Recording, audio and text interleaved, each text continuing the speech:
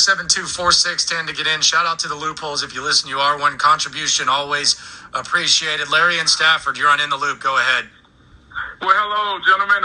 Thanks for letting me get in. Y'all might as well scratch that word prototype out of y'all's vocabulary. Davis Mills is not a prototype. He's a prototype for what we've seen out of Blaine Gabbert and Mitchell Trubisky. Mitchell Trubisky started 1 year at North Carolina, and he wasn't even the best quarterback over there. Davis Mills and all this stuff, this word salad that David Culley and these clowns over there on Kirby are trying to sell us is stupid. We've already seen what a prototype 2021, 21st century quarterback look like, and he still resides here in H-Town, and we just have not figured out. I'll get to Deshaun in a minute. Let me touch on Culley.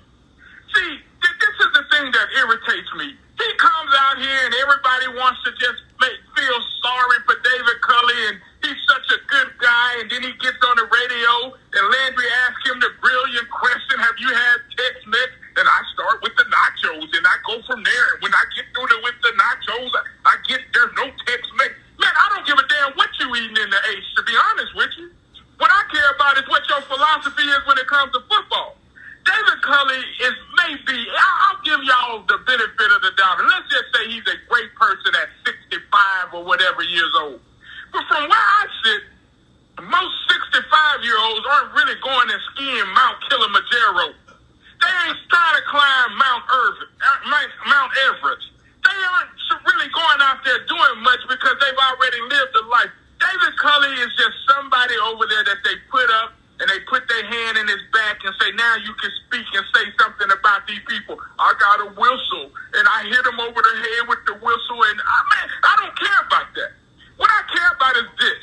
I want somebody to explain to me that if Nick Caserio is such an articulate, brilliant general manager, does he not have the communication skills, or do they have nobody in their communication department over there that could physically go to Deshaun Watson's house and have an intelligent conversation with him about why he should remain the quarterback of the Houston Texans?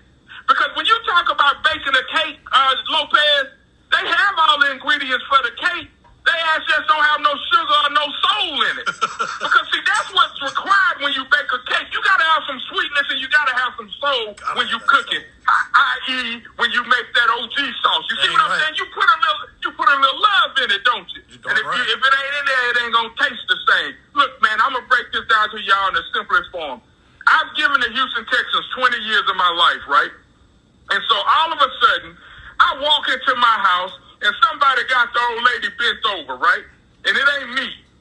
I ain't gonna feel the same way about the old lady no more, man.